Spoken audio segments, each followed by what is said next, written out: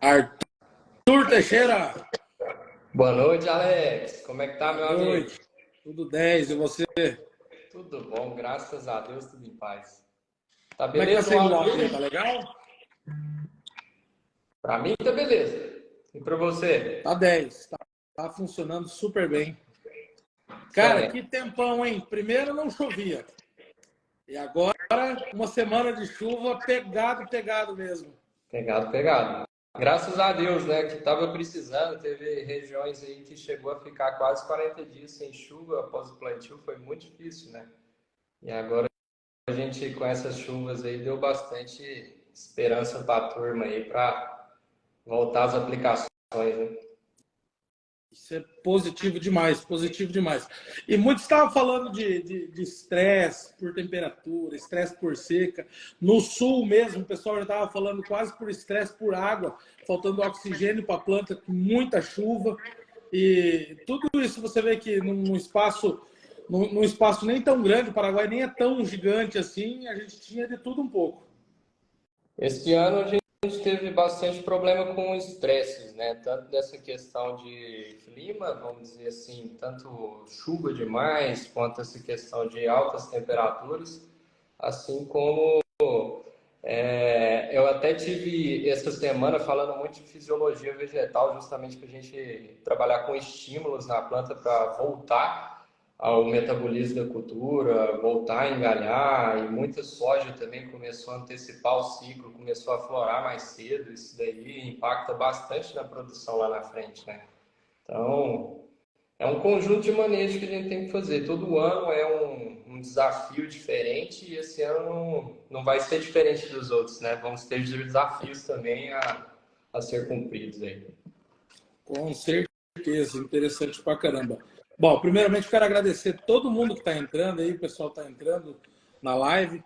A gente já tinha programado desde semana passada para falar sobre os microbiológicos e a importância deles, né? Que eles não são nenhum fantasma, como muita gente pensa, e não é o bicho de sete cabeças. Muitas vezes o produtor, às vezes por não conhecer ou não conseguir ver ele diretamente, acha que é algum problema. Mas não, ele veio só para somar e para ajudar. E agradecer você também, Arthur, aí pelo seu tempo, pela disponibilidade de ajudar a trazer conhecimento para o pessoal e conscientização para a galera. Que isso, meu amigo. Eu que agradeço você, Alex. E é bem importante todo esse trabalho que você está realizando para conscientizar as pessoas, a gente passar informação do agro, até para aquelas pessoas que não são do meio, a entender um pouquinho do nosso segmento, do nosso dia a dia no campo, na verdade, o que a gente tem a oferecer. Então, uma palestra como essa, um bate-papo como esse, falando sobre micro-organismos, é bacana porque tendência do mercado hoje é trabalhar com um agro mais sustentável. Antigamente se falava muito assim da dificuldade de utilizar esses micro-organismos, né, o biológico, e hoje se tornou cada dia mais fácil, a tecnologia está crescendo muito. Então é bem importante a gente deixar todo o pessoal aí a par do que está vindo no mercado e o que temos hoje, né? Certo. Antes de nós começar 100% no assunto, Arthur, conta um pouquinho para o pessoal aí quem que é você, se apresenta um pouco para o pessoal aí, fala um pouquinho da tua história, uns 10 segundinhos aí. Então vamos lá. Pessoal, eu sou do Goiás, eu sou nascido em Goiânia, já tem 8 anos que eu estou no segmento aí, depois de formado, né, trabalhando. Desde quando eu estava na faculdade e até mesmo depois que eu saí, eu trabalho com essa área de fisiologia e biológicos. Então já tem 8 anos que eu estou no segmento trabalhando com biológico, com bioinsumos. Então, acaba que a gente se especializou. Antigamente era muito difícil, né? O biológico tinha que ficar congelado e tudo mais. Hoje em dia não, é bem mais fácil, são produtos líquidos, fácil de usar. Então, já teve uma evolução gritante, mas toda a minha carreira foi em cima de fisiologia de planta, nutrição de planta e a parte de biológicos também. Super 10, super 10. Primeiro tópico da nossa conversa, Arthur, nós vamos falar sobre um pouquinho do mercado e a evolução que ele teve no decorrer do tempo. Lá da hora que começou, o pessoal começou a usar já o Bradyrhizobio lá atrás, e depois começaram a usar alguns outros micro-organismos benéficos. Conta um pouco para a gente aí o que você tem para falar sobre a evolução do mercado dos microbiológicos. todo mundo acredita às vezes, né? Eu não falo todo mundo, mas uma grande parte do pessoal acredita que o biológico é algo que é recente, mas na verdade não, né? Biológico é desde 1900, né? Então, assim, já tem bastante anos que é utilizado as bactérias aí de inoculantes na agricultura, como o Brasiliópsis, buscando trazer mais nitrogênio para as plantas de soja e contribuem excelentemente para a soja, vamos dizer assim. Se não houvesse o inoculante, a bactéria do Bradyrhizopsis, seria inviável o plantio de soja hoje, de tanta ureia que nós teríamos que colocar na soja, né? Então, assim, para vocês terem noção do que é o benefício dessas bactérias para a soja. E com o decorrer do tempo, foi saindo outros micro-organismos, estudos, assim como o azospirilo, assim como o tricoderma, buscando uma sanidade do solo, buscando defesa contra fungos e nematóides de solo, assim como bactérias, como bacilos subtilis, bacilos amilolequefatos, também buscando proteção contra nematóides e fungos de solo.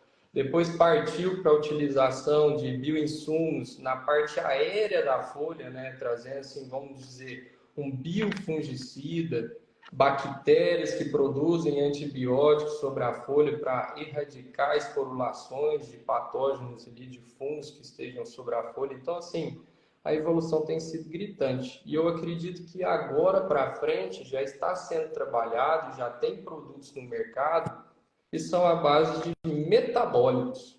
O que é isso? A bactéria ou o fungo, ela produz uma substância, né? A bactéria, principalmente, ela produz substâncias que degradam quitina, quitina de um nematóide, quitina de um fungo. E aí eles isolam esse metabólito e aplicam, né? Então seria um produto que teria uma facilidade operacional melhor. Então, assim, a evolução, a tendência de evolução desse mercado é gritante. É gritante, Alex. Certo? Dá para entender melhor então. Hoje, o produto mais evoluído que a gente tem, que já são os metabólitos prontos, é como se fosse já entregar de bandeja para a planta a proteção ou o controle contra a praga ou doença que seja. É como se fosse vamos dizer assim, uma espécie de produto de choque, né? A gente entrega o subproduto de uma bactéria pronto, ou um subproduto de um fungo pronto, para já ter uma ação direta, seja ali num inseto, como um inseticida biológico, seja ali num fungo, parte aérea, como algo de choque. Então, assim, a tendência do mercado tem ido para esse lado justamente pelo operacional no campo. Não teria um horário específico para aplicação, não teria uma incompatibilidade de mistura. Então, assim, a tendência do mercado de biológico tem ido para esse lado. Só que quando ela vai para o lado dos metabólicos, se perde em residual, que é o que a gente bate muito hoje no mercado, né? Porque quando eu tenho um fungo ativo, vamos tratar ali de um bioinseticida, eu tenho um fungo ativo dentro do produto. Depois que ele infecciona o inseto, passa para dentro do inseto e mata esse inseto, ele coloniza o inseto e toma o inseto. Depois que vier outro migrar e encostar, vai começar esse processo todo de novo. Então, eu consigo ter um residual maior. No caso de um metabólito, aí eu já não teria. No caso do metabólito, seria um produto de choque, e depois ele não vai ter esse residual, porque não teria a presença do fungo. Então, existem também aqueles produtos que têm os dois, os metabólicos prontos, assim como um micro-organismo presente ali naquele invase, né, naquele litro que a gente aplica na soja. Certo. E nos dois casos, a gente deveria ter muito critério também na questão de aplicação dos produtos, né? Tanto quando a gente vai aplicar um micro-organismo, a gente precisa ter um critério para poder acertar o alvo, atingir o alvo e poder fazer a infecção do inseto ou poder fazer o controle de forma adequada da doença. E no caso dos metabólitos, ainda mais por causa que eles são mais perecíveis, então a gente tem que utilizar de tecnologia de aplicação que consiga ter uma cobertura melhor, ter um horário, tem que ter critério para isso. Como é que funciona isso aí, Arthur? Claro, claro. Assim, não existe apenas um produto que ele vai fazer tudo na agricultura. Isso demanda um manejo. E dentro desse manejo existe a tecnologia de aplicação, né? Até esses dias para trás você estava fazendo uma live sobre tecnologia de aplicação e explicou isso muito bem. A maior dificuldade que nós temos hoje com os nossos produtos para serem ineficientes no campo é porque não estão atingindo o alvo. Então, se eu conseguir fazer a associação de um produto que vai entregar aquele micro-organismo ali onde a cultura é mais adensada, se tratando de um cereal, ali no bacheiro, se tratando de uma cultura que seja perene igual um citrus ou algo desse sentido, onde é mais adensado. Se eu conseguir acessar esse alvo, seja ele um inseto ou uma doença, eu vou conseguir ser mais efetivo. Então, é importantíssimo nós termos essa tecnologia de aplicação associada ao uso dos bioinsumos. Certo, muito interessante. Olha, eu tenho escutado falar muito sobre metabolismo secundário e que os micro-organismos têm contribuído muito para esses metabolismos secundários, que é mais a questão de defesa, de imunidade da planta, de resistência da planta. E o que você vê hoje aí, o que você tem para agregar para nós aí do segmento de biológicos em relação a metabolismos secundários?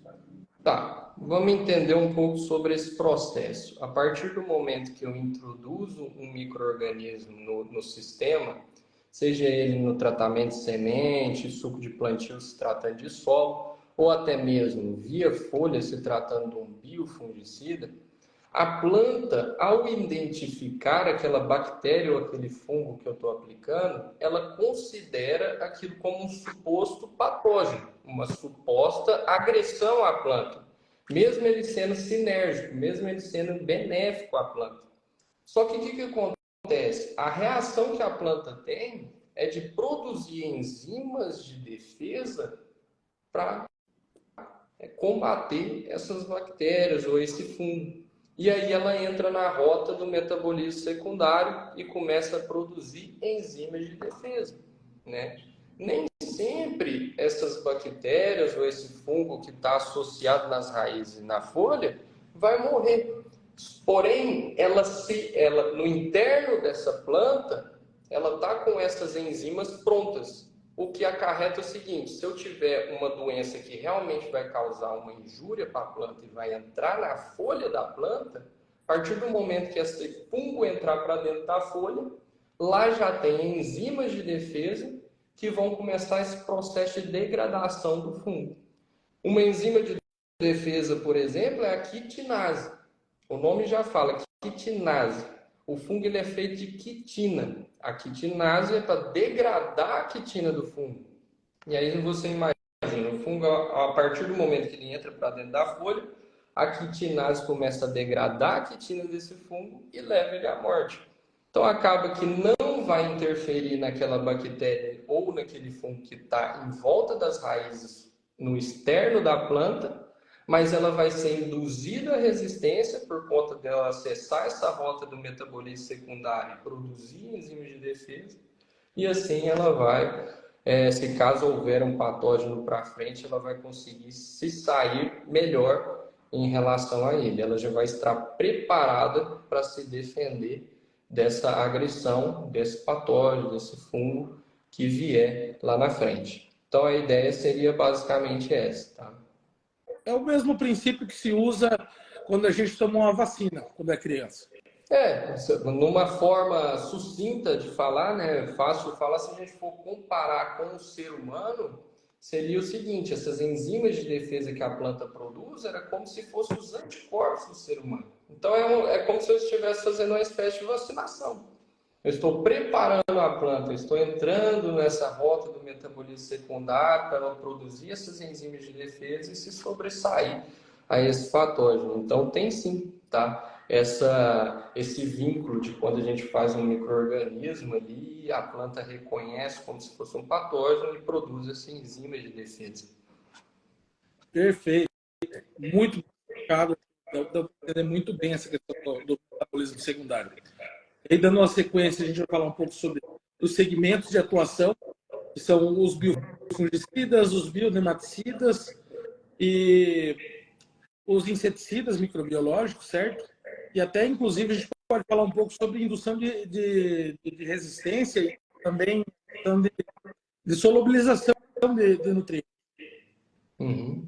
Hoje, assim, se tratando de produtos, igual você falou, nós temos produtos para nematóides e fungissolo, eles podem ser fungos, assim como tricoderma, porcônia, artobotrix, que todos são fungos, assim como temos bactérias do Bacillus subtilis, amilolequefaces, púmilos, dentre tantos outros bactérias que nós temos no mercado, pensando em nematóides e fungos de solo. Mas nós também, hoje, neste momento, temos bactérias para solubilização de fósforo, que nós não só de fósforo, como de minerais, que é o caso do megatério, assim como nós temos, a Embrapa também lançou um recentemente, esse ano, que é o Ariabatai, pensando em tolerância a estresses hídricos, né? Ainda mais nesses anos agora que nós estamos entrando, que tem essas estiagens, tem mostrado, sim, um bom resultado no campo. Né? Então, assim, nós temos N segmentos, assim como, igual você falou, e o caso dos bioinseticidas? Temos Isária, temos Balvéria, Metarrísio, que também tem essa atuação em insetos. Então, hoje o mercado ele está bem enxuto, vamos dizer assim, tem várias ferramentas para serem utilizadas na agricultura. Não existe apenas uma ferramenta, existem várias ferramentas para a gente utilizar. Tá? Certo. Dentro dessas ferramentas aí, o que se destaca mais na questão de nematóide? Porque nematóide, assim, a maioria dos produtores hoje usa nematicida depois que eles têm uma infestação alta. E poucas pessoas trabalham como uma forma de segurança ou como um investimento futuro para não ter esse tipo de perda. Não existe a ferramenta certa, Alex. Existe o posicionamento. Todas elas vão trazer um bom benefício para o agricultor. Mas se eu posicionar errado, ela não vai me servir. Então, o que tem que estar, o que o produtor ele tem que estar atento? Né? Se eu for fazer um tricoderma, que é uma excelente ferramenta, hoje é um dos fungos que tem uma ação predatória mais agressiva que nós vemos no campo, eu preciso fazer um tratamento de semente separado de um fungicida, porque senão vai estar matando esse tricoderma que é um fungo. Então eu tenho que tomar esse cuidado. Se eu for fazer esse tricoderma pulverizado, eu tenho que ter o dia garoando ou um dia que esteja com nuvens assim mais ameno, uma umidade melhor para estar aplicando, não pode ser seco, porque senão vou ter uma mortalidade maior. Não quer dizer que o tricoderma vai morrer 100%, mas daquele produto que eu estou entregando, se eu aproveitar 30%, 20% daquilo, seria muito, dependendo da situação de aplicabilidade. Então não seria correto eu passar um posicionamento para o produtor desse jeito. Então, o que acontece? Por que as maiorias das empresas, até mesmo as multinacionais que estão vindo com produtos biológicos, estão apostando em bactérias? Porque as bactérias ela têm uma estrutura de resistência que chama endosporo, que ela consegue ficar em dormência. Esse endosporo facilita uma mistura de calda. Esse endosporo me facilita uma aplicação aérea se eu precisar pulverizar e eu tenho uma mortalidade dessa bactéria bem mais reduzida do que seria um tricoderma. Então eu consigo fazer um posicionamento até mesmo naqueles solos que são mais arenosos, que tem uma temperatura mais elevada. Então eu consigo ter uma viabilidade melhor daquele micro-organismo. Então não quer dizer que eu tenho uma melhor que a outra. Vai depender do posicionamento. Eu sou um produtor que eu tenho a máquina de suco de plantio. E eu gosto de usar o tricoderma. Tem problema? Claro que não. Ele vai ter uma eficiência boa, assim como uma bactéria também no solo, Porém, como ele tem a máquina de suco de plantio e ele está entregando diretamente no solo, ele vai ter um aproveitamento melhor desse micro-organismo. Ah, não, mas eu sou um produtor que eu trato minha semente. Eu tenho a máquina de tratar a semente lá na minha propriedade e eu trato a semente. Só que é difícil eu tratar a semente com todos os produtos e depois eu ter que vir com um micro-organismo. A bactéria eu já posso fazer a calda de misturas desde que ela tenha o endosporo, que fique bem claro, tá? Porque Bradyrhizobio, Azospirillum e Pseudomonas não têm essa capacidade de produzir o endosporo. Então a gente tem que tomar esse cuidado para não generalizar. Ah, a bactéria pode. No fungo não pode, não. Tem que tomar muito cuidado com Bradyrhizobio, Azospirillum e Pseudomonas por conta não do fungicida, mas sim por conta do inerte do produto, que tem um índice salino alto. Essa salinidade que vai estar levando esse micro-organismo à morte.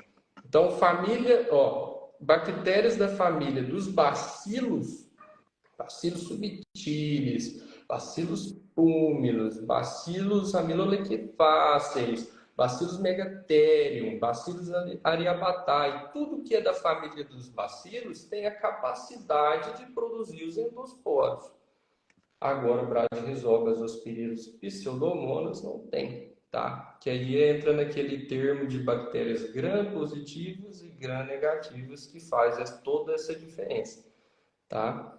Então, é tudo questão de posicionamento, Alex. Então, assim, não existe um melhor que o outro, mas o posicionamento ele tem que ser correto no campo, ele tem que ser dinâmico para que nós não comprometer, para que a gente não comprometa o produto, né? E aí vem a ser mal falado lá na frente. Justamente. Assim, ó, Arthur, eu tenho assim, uma impressão, às vezes, que existe uma lacuna, sabe? A gente faz a aplicação de semente ou no suco de plantio e a gente sabe que esse produto ele tem uma viabilidade num tempo, ele faz uma curva, ele estabiliza e depois tende a perder um pouco dessa virulência. Quanto tempo, mais ou menos, você acha que ele tem um efeito de ação? E será que não seria interessante a gente fazer, como é feito reinoculação, fazer uma reaplicação do nematicida nesse caso, quando se fala de nematóide?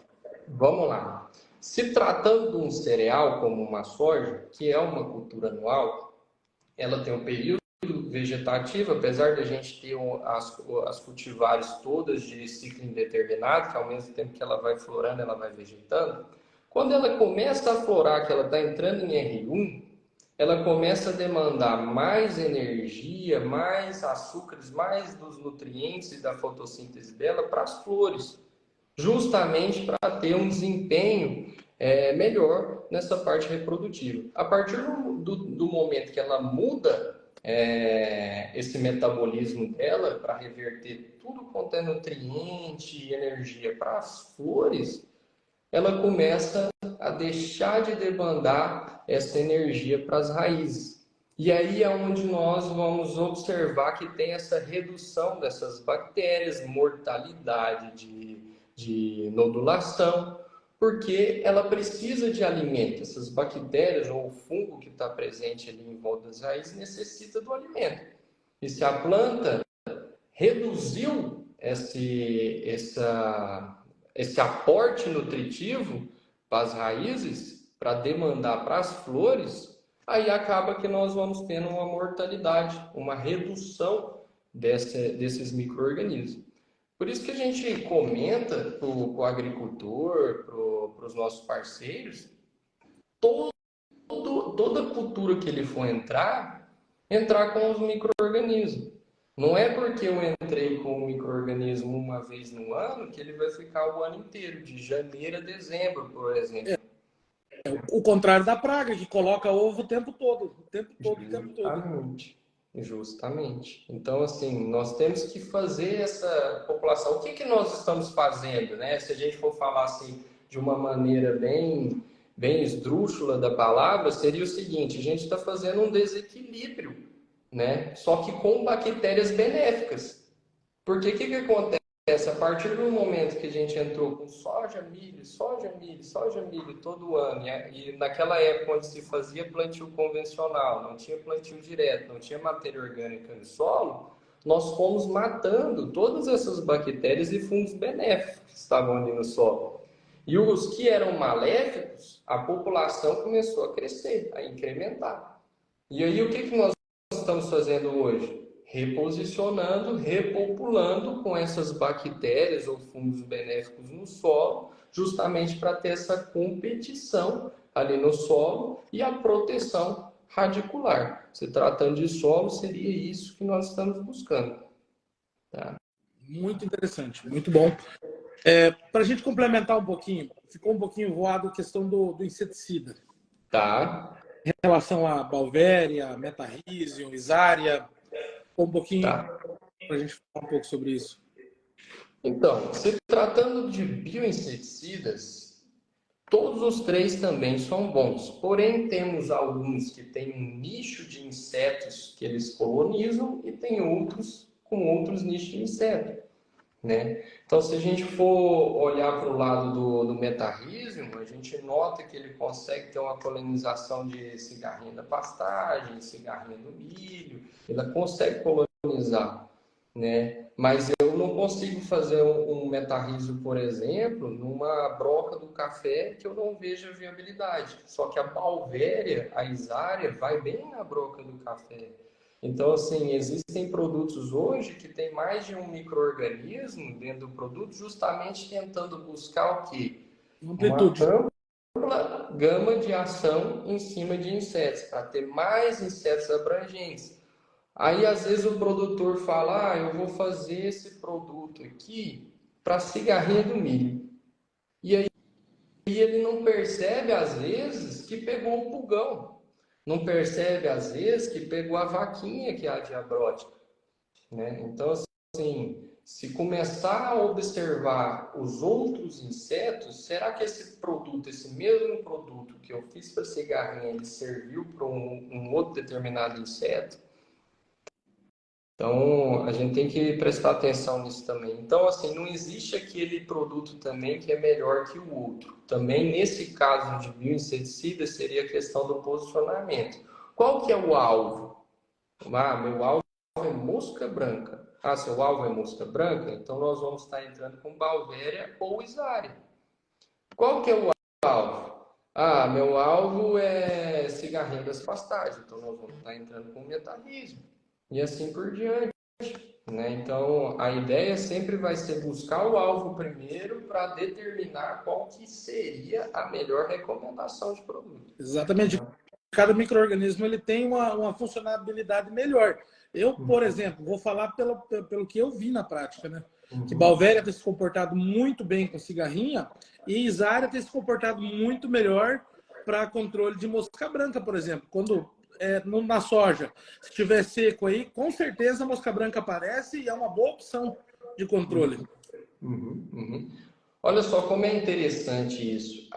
O fungo da Isária, ela demanda um pouco mais de umidade para ter essa colonização e essa agressividade. E se a gente for olhar pela mosca branca que está numa soja, a soja ela é mais adensada, ela consegue ter uma concentração maior de umidade. E se tratando de milho, que ele é mais ereto e tem mais entrada de luminosidade, a Balvéria ele sai melhor. Os dois produtos, os dois micro-organismos são para cigarrinha do milho, os dois são para mosca branca, só que um se sai melhor que o outro. Por quê? Porque por conta de umidade. Olha como é engraçado essa questão do posicionamento.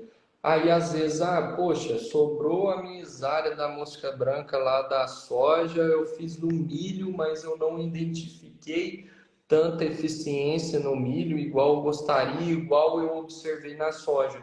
Mas como que estava a umidade, essa aplicação que você fez no milho, como que foi? Já tinha quantos dias que estava de sol, né? Então, assim, às vezes o que comprometeu foi isso. E outra coisa que é interessantíssima a gente observar sobre bioinseticida é o seguinte: nem sempre o inseto que está morto e não está colonizado não quer dizer que o fungo não matou. O que a gente pode estar fazendo? Todos aqueles insetos que estão mortos, que eu consegui observar no campo, coloca dentro de um saco plástico, pode ser até aqueles de análise de solo que a gente carrega na porta do carro. Põe, chegou na sede da fazenda ou no escritório, borrifa um pouco de água ou coloca um algodão um pouco úmido, com pouca água, fecha, amarra, deixa em cima de uma mesa que não pega sol, pelo menos ali por uns 2 dias, e observa se tem a colonização. Porque o que acontece? Se não tiver a umidade propícia para esse micro-organismo se estabelecer no inseto, ele permanece no interno do inseto, ele fica ali dentro, esperando que tenha umidade para ele sair para fora e esporular aquele inseto. Então a gente tem que prestar atenção nisso daí também, sabe? E acontece bastante de você não ver extrusão de patógeno aí no campo. Você não vê, e aí o produtor pensa assim, ah, mas isso aqui não funcionou. Foi o químico que eu coloquei em conjunto que matou. Então é importantíssimo fazer essa avaliação, Alex. É importantíssimo. E, às vezes, onde é que ele vai criando preconceitos na cabeça dele e acaba deixando de usar uma ferramenta importante como essa por não ter feito uma avaliação correta, e não por ignorância, às vezes porque não sabe mesmo que precisava dar essa condição, ou acha que isso vai acontecer sozinho lá no campo. Às vezes, muitos vendedores, sem querer falar mal de ninguém, o cara vem meio despreparado e ele se esquece de fazer esse trabalho de acompanhamento pós-aplicação, e ele também não fala nada para ninguém da fazenda, e acontece que passa batido, o produtor não encontra essa diferença e acaba queimando o produto sozinho. É um produtor que vai falar assim, ah, mas eu acredito que foi o químico que eu usei lá porque eu não vi nada. Isso. Acontece bastante isso daí. Acontece bastante, e assim, é complicado porque o que acontece? Hoje, se tratando de notícias agrícolas, tanto na televisão, aqui no Instagram, ou até mesmo na internet, direto tem matéria sobre micro-organismo biológico. A gente sabe que isso é um passo para o futuro, né? Então, assim, se todo mundo está falando, se até mesmo as multinacionais estão entrando nesse segmento, quer dizer que a gente está no caminho certo, que é uma ferramenta boa. Porém, o posicionamento ele tem que ser correto. O posicionamento e o monitoramento no campo. E vai da gente, como engenheiros agrônomos, técnicos agrícolas, que estamos no campo diretamente com o agricultor, mostrar isso, né? Incentivar isso para o agricultor. Ou colocar a pulga atrás da orelha do agricultor e falar, experimenta, faça o histórico da sua área, do que é considerado bom e o que é considerado ruim para você. Porque às vezes aquele micro-organismo funcionou bem e aquele determinado outro nem tanto. Então a gente tem que cada vez mais ir buscando uma solução. Porque ferramentas, todo ano que passa, tem uma nova para a gente estar posicionando no campo. E isso é bacana, isso é muito bom para o nosso segmento. E por então, um passo a mais para a sustentabilidade. E fomentar esse tipo de coisa. Porque, se você lembrar no passado, o produtor também tinha uma resistência com trabalhar com bradyrhizóbio ou com azospirilo, que entrega muito para ele. Olha, dentro do ciclo do N tem tudo a ver. Aquilo que você falou antes ali, ele só é viável a produção de soja hoje por causa das bactérias, por causa dos micro-organismos. Tem um amigo meu, professor Marés, vou citar ele aqui, ele sempre fala assim, ó, o que move o mundo? Move o mundo é proteína. E qual que é a fonte de proteína mais barata do mundo? É soja. Por quê? Porque ela consegue fixar. Então, assim, os micro-organismos, eles veio para ficar e veio para dar muito resultado para a gente. E a gente tem que fomentar esse tipo de coisa e vir conversar aqui para poder mostrar que não é nenhum fantasma, não é um bicho de 7 cabeças, que não é um custo a mais, e sim um benefício que a gente está levando no campo. Justamente. É igual a gente estava falando sobre essa questão de mercado, né? Tem muita gente que me questiona. Ah, Arthur, o que você acha dos biológicos? Vai ganhar o mundo? Vai acabar com o químico? Gente, esquece isso, não é assim. É mais uma ferramenta de manejo, é para vir associada. Aquele implemento que ou com aquele produto que nós estamos utilizando. Então, não é para substituir ou algo desse sentido, é para vir junto, para vir casado, é manejo. O que que a gente tem observado na agricultura hoje? Tanto com as doses pesadas que a gente tem feito para erva daninha, para insetos, para fungos, a gente está vendo que está perdendo um pouco da qualidade dos nossos produtos. Já não está funcionando tão bem. Porém, em algumas estratégias, quando a gente associa o biológico junto, nós estamos tendo um efeito melhor, né? Então, igual a gente estava falando um pouco dessa questão da evolução, que eu falei ali dos metabólitos e tudo mais, extratos vegetais, extratos de plantas também são considerados um biológico. Ele não é um micro-organismo, mas é um biológico. E já existem empresas que estão fazendo produtos à base de extratos vegetais para controle de ervas daninhas. É uma empresa da Espanha, pelo que eu sei, tem os estudos feitos e a Bayer está de cima para comprar um produto desse. Ou seja, se tem uma multinacional buscando algo biológico à base de extratos de plantas para herbicida, é porque alguma coisa ele mostrou de eficiência. Então aí você imagina, no cenário que nós estamos vivendo hoje, que a dificuldade de controle ali do amargoso, do caruru, de uma buva. Então, assim, você imagina o que seria o futuro se caso um produto desse conseguiria ser um pré-emergente, assim, que conseguiria controlar bastante coisa, né? É uma evolução também para o biológico isso daí. Porque os herbicidas convencionais mesmo, mudando um pouquinho do foco, estão perdendo efetividade. E mesmo os pré-emergentes, se não for usado de forma adequada, patina também. Se você não pegar no time certo, no momento certo. Então, assim, é Então, por isso... critério. Tem que ter para fazer acontecer o negócio na agricultura. Então, eu acho que assim, o biológico ele está à tona, ele está vindo e já não tem volta mais. Cada ano que passa está crescendo esse mercado de biológico, mas ele, todas as aplicações que eu tenho visto do biológico está vindo associado. Está vindo associado. Ah, o produtor não deixou de usar o fungicida na semente, o inseticida na semente, mas ele coloca o biológico na semente. O produtor não deixou de usar o inseticida para insetos, mas ele está colocando o biológico junto. E ele está vendo essa eficiência. Então, o que nós temos visto? Essa potencialização desses resultados. Então, a ideia nossa é buscar cada vez mais altas produtividades, né?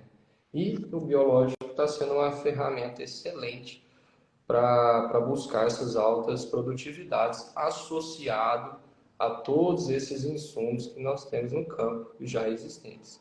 Tá? Certo. Eu vou fazer um ganchinho aqui de uma coisa que nós não conversamos antes, mas eu vou aproveitar e vou te perguntar. Assim, essa é uma surpresa para você. Então, vamos. Fala um pouquinho para nós sobre os on-farms e as biofábricas de verdade. Tá, vamos lá, pessoal. Existem dois tipos de on-farm.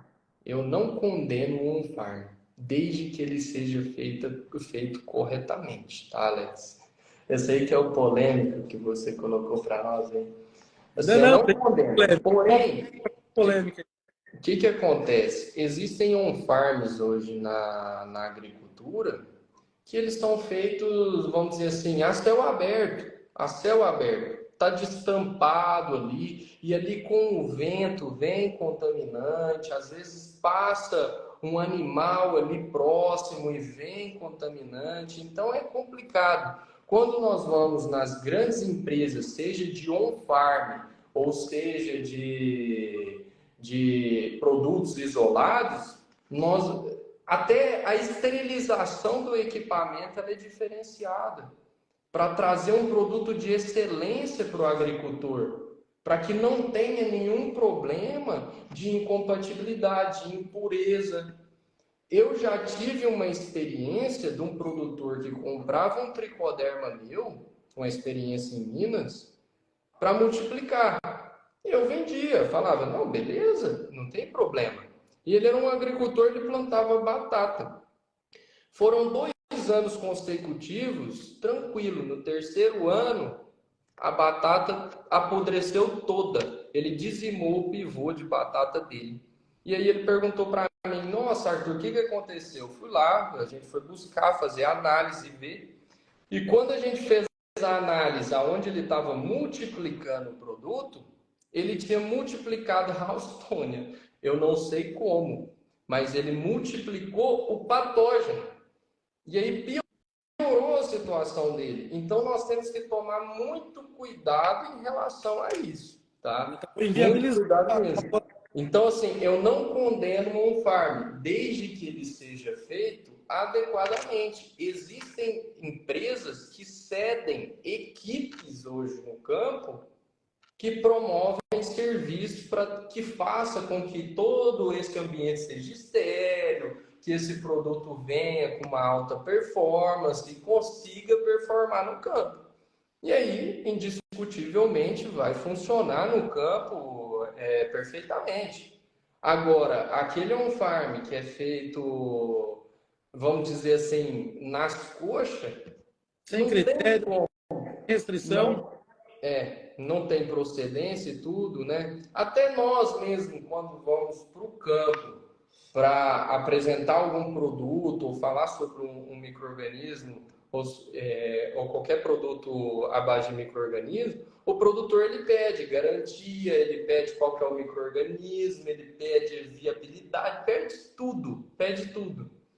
Então, ele tem que seguir essa mesma rigidez em cima do on-farm que está sendo produzido. Qual que é a garantia?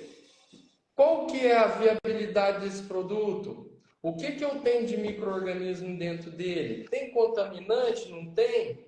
Então, a gente tem que buscar isso daí. Não quer dizer que o on-farm é ruim. Ele vai funcionar desde que ele tenha procedência, que ele esteja bem executado. Tá? Muito bem explicado. Antes da última polêmica, eu vou colocar mais um ganchinho aqui que é interessante a gente falar, que é sobre o shelf life dele. Tá. Tempo de prateleira. Tá. Dá uma colocaçãozinha para nós aí. Como é que funciona isso? Explica para o pessoal aí.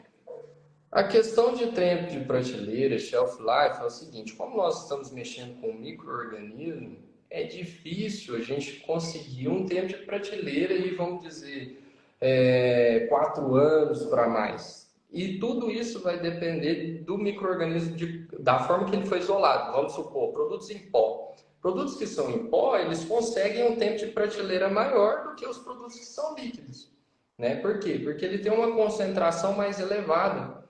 Por que eu consigo essa concentração elevada e por que eu quero essa concentração elevada? Para quando chegar lá no campo, ter uma quantidade de micro-organismo que consegue se estabelecer e performar. Né? Então, por isso que os produtos estão lá 1 vezes 10 a nona, 1 vezes 10 a décima, 1 vezes 10 a 12ª, se tratando de produtos em pó, às vezes passa da vezes a décima, né? Produtos líquidos não conseguem passar de 1 vezes 10 a 10.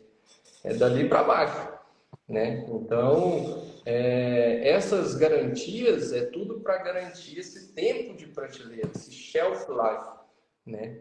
Que nós queremos. Então, a gente tem que atentar nisso também, tá? Eu tenho um produto que é líquido aqui que está me falando que ele dura 4 anos no barracão. Cuidado. O papel, ele aceita tudo. Mas é bom a gente estar sempre vendo a viabilidade disso. Não, mas eu tenho câmera fria e eu tenho uma condição de armazenamento boa desse produto. Aí é diferente. Mas se tratando de um produto que vai ficar no barracão, ele tem que seguir o que está na bula. Meu produto dura 1 ano. Dura 1 ano dentro do barracão? Perfeito.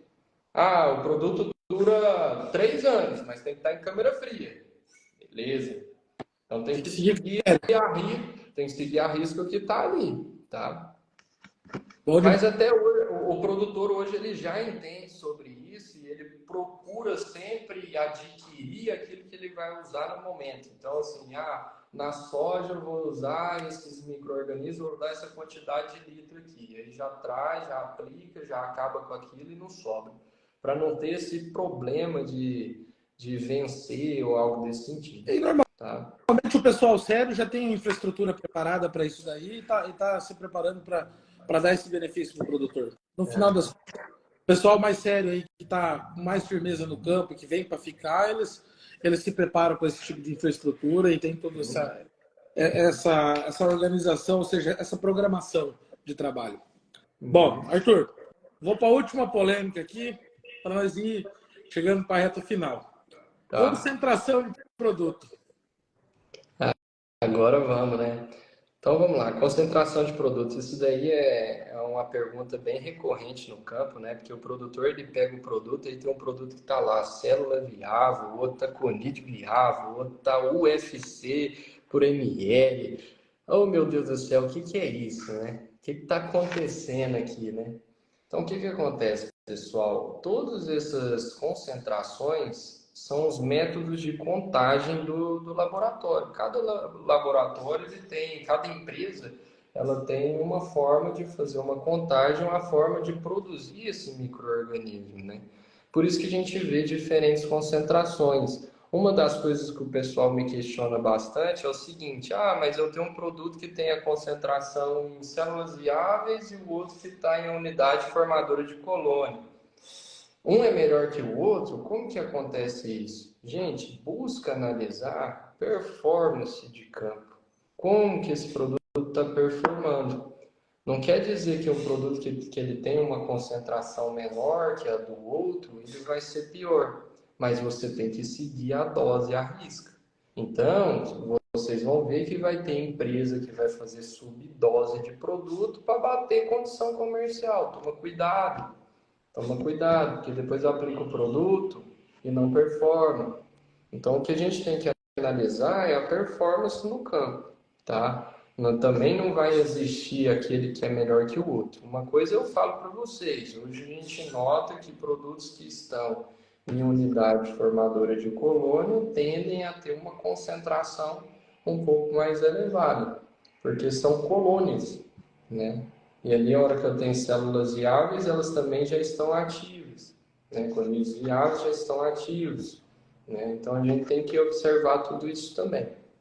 A única coisa que é difícil quantificar exatamente o que tem. Não tem como fazer uma regra de 3, por exemplo, de conid viável para unidade formadora de colônia, não tem como. São métodos de contagem diferentes.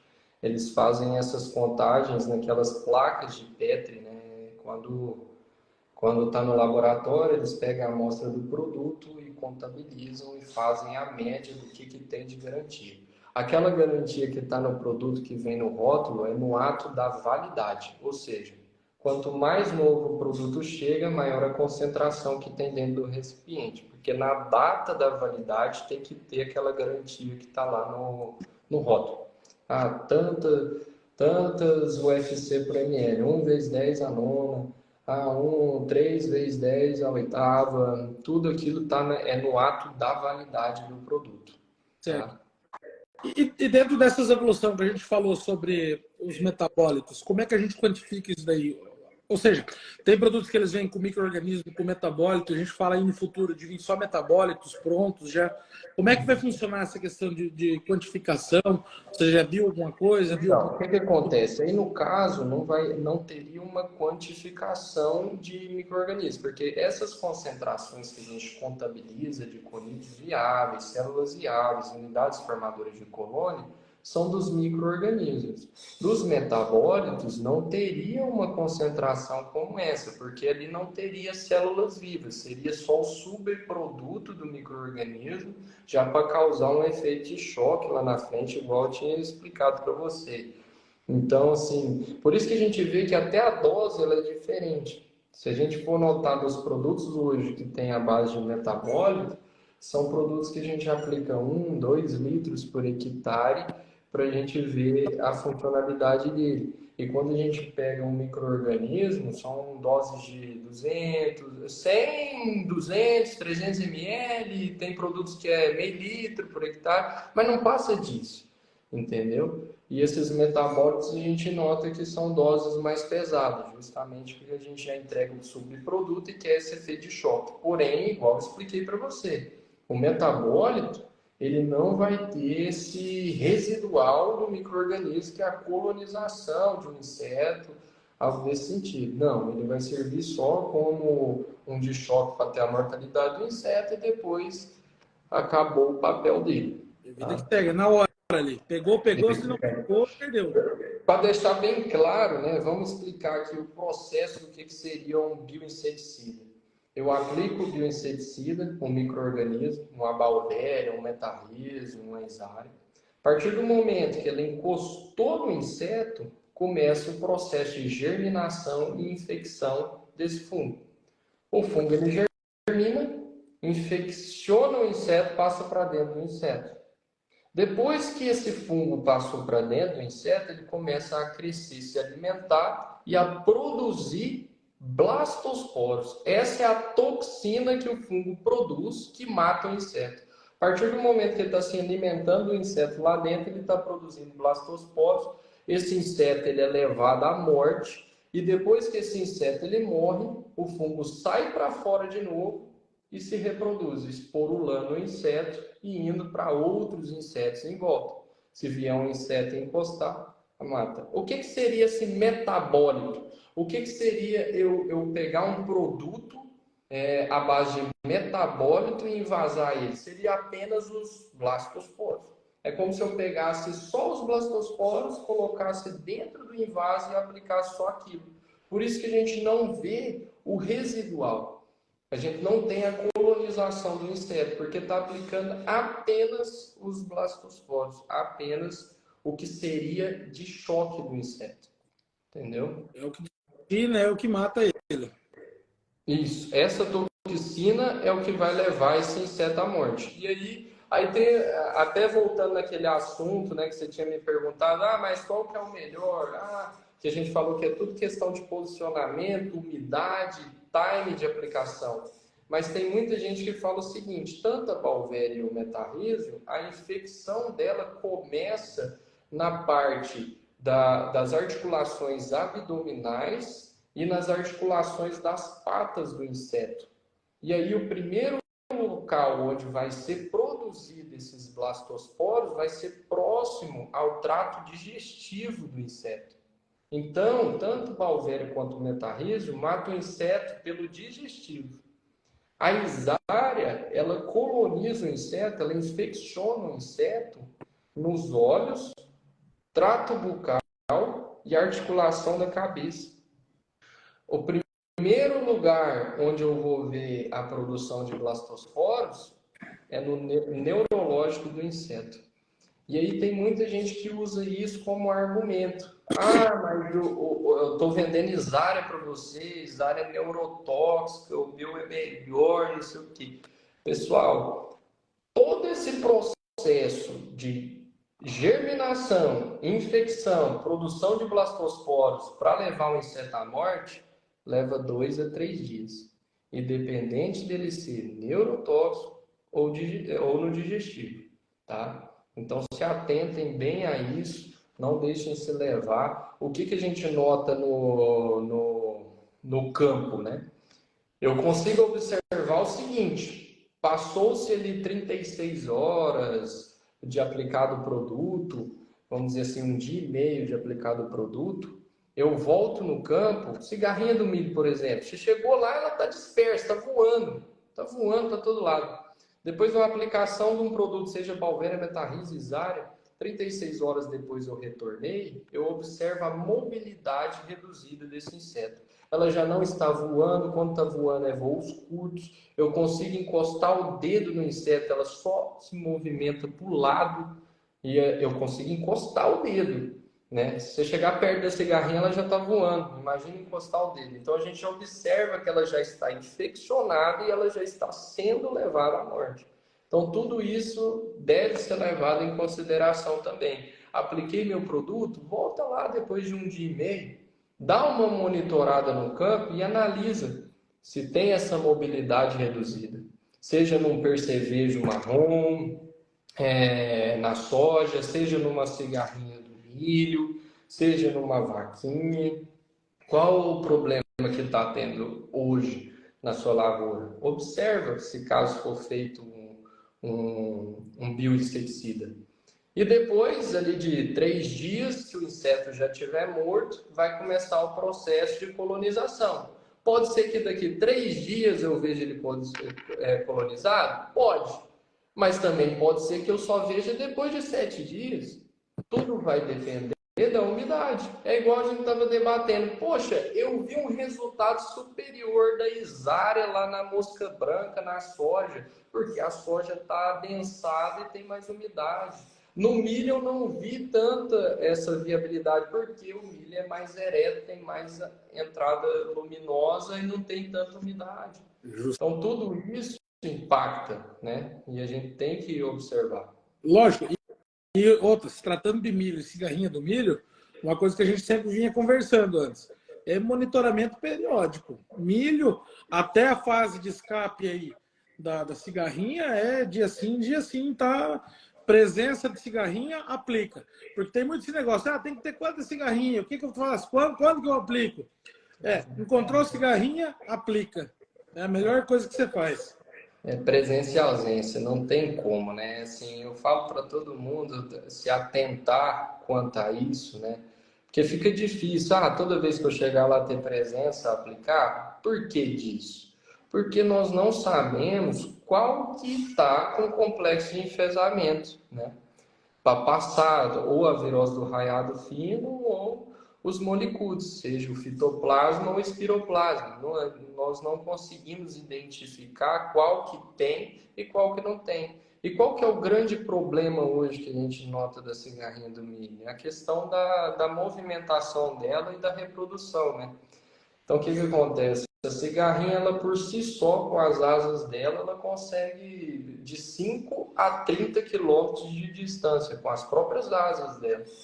E isso daí não é eu que estou falando, Arthur. Isso aí tem artigos científicos, tem pesquisas falando disso. Só que se ela sobe e pega uma corrente de ar, ela consegue se deslocar até 300, 400 quilômetros de distância. Isso também não sou eu que estou falando. Isso são pesquisas durante anos que revelam que ela consegue se deslocar nessas distâncias se tiver uma corrente de vento. Então, essa mobilidade se torna difícil o controle da praga. E a reprodução dela, cada fêmea de cigarrinha do milho consegue ovopositar cerca de 400 a 600 ovos por ciclo. E o ciclo da cigarrinha não é grande. Uma cigarrinha adulta, ela vai viver de 55 a 65 dias. Então, o que acontece? Dentro de 55 a 65 dias, ela vai ovopositar de 400 a 600 ovos. A reprodução é muito elevada e esse deslocamento dela também é elevado. Por isso que o tema cigarrinha do milho é difícil. Porque mesmo eu manejando tudo corretamente na minha lavoura, ainda vai haver a migração, esse deslocamento dessa cigarrinha, e aí a gente ainda vai conseguir ver esses problemas dentro da nossa lavoura. Então tem que monitorar. Sem contar que a gente escuta falar de outra cigarrinha, de pulgão alado, e por aí vai. Todo ano que passa é um desafio novo, né? A gente nota que teve um incremento de trips na soja, por exemplo, gritante esse ano, Sim. né? Cada ano que passa, Coisa de louco. cada ano que passa, a gente tem observado o aumento do trips. E eu falo para todo mundo, a gente tem que prestar atenção nas pragas, sim, porque a cigarrinha do milho antigamente não causava nenhum problema para o milho. Ela era só um inseto sugador, assim como a questão da trips. Ela está ali.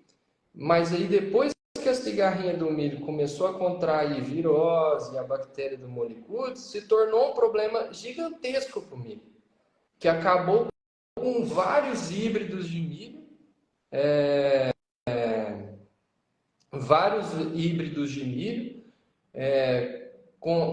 que tinha teto produtivo altíssimo, por conta desses complexos de enfesamento. E aí a gente nota na soja, se Deus o livre, vem uma virose, se Deus o livre, vem alguma coisa junto dessa tríplice, é mais um desafio que a gente tem que buscar, tem que ir atrás. Mas todo ano tem um desafio novo na agricultura e todo ano a gente luta atrás de tecnologia. Por isso que é tão bacana o agro, por isso que eu gosto tanto do agro e todo mundo que está dentro do agro enaltece o agro. Porque a gente vive de desafio. Vive de desafio. Todo ano é um desafio. E esse desafio faz com que a gente cresça em uma tecnologia, em um implemento diferente, em conhecimento diferente. Então o agro, ele testa a gente. Testa o nosso conhecimento e faz a gente crescer. Faz a gente crescer em tecnologia, faz a gente crescer em manejo, faz a gente crescer em implemento, em tudo. Positivo. Cara, Arthur, não sei nem o que te falar. Muito top tá todo o bate-papo. Acho que deu para dar uma noção muito boa, até para quem não é do agro, sobre o que se trata dos micro-organismos, o que é os microbiológicos da agricultura, que a gente fala e que a gente tanto vem fomentando ultimamente. É importantíssimo a gente fazer esses bate-papos para trazer essas novidades para o produtor, para os estudantes, para os técnicos que estão no campo. A gente tem que conscientizar a galera aí e trazer coisas desse jeito. Olha, o professor Marés apareceu na live também. Um abração para ele aí. Só te agradecer, Arthur, pelo teu tempo, pelo conhecimento que você veio passando para a gente aí, dando uma mão. E eu já te conheço agora, já vai fazer 2 anos já, né? Que a gente está na mesma equipe, na correria e aprendi muito contigo no dia a dia e cada dia aprendo mais. E aí, se a gente tem a oportunidade de fazer esse tipo de bate-papo, isso acrescenta muito para todo mundo. E você parece muito com o João, que quer vender lá para o seu Eduardo. Não podia deixar de falar isso daí, né? 5 litrinhos de aminoácidos.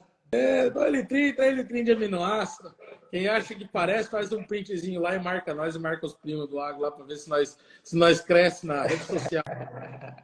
Ô, Alex, o que eu tenho para falar para você é assim, ó, parabéns pela sua iniciativa e pelo seu projeto. Que Deus abençoe muito essa trajetória sua, esse projeto seu, que conscientiza as pessoas, que busca unir tantas pessoas que estão fora do agro e que estão dentro do agro com mais conteúdos.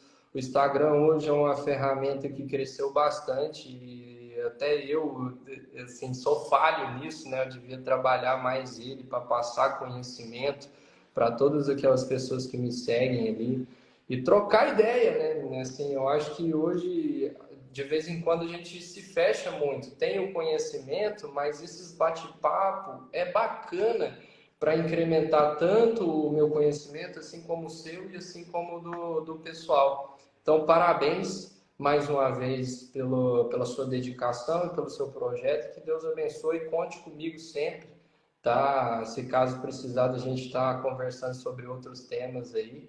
Estou junto com você nessa, meu amigo. Pode apostar que eu vou chamar você mais vezes para a gente falar de outras coisas e não vai ser só de microbiológico. Acho que a gente vai falar um pouquinho de nutrição também, vamos falar um pouco de outras coisas. E por aí vai. Para quem não pôde acompanhar, eu vou deixar no nosso feed, eu vou colocar você como colaborador também, vai estar lá no teu Instagram, vai ficar no feed.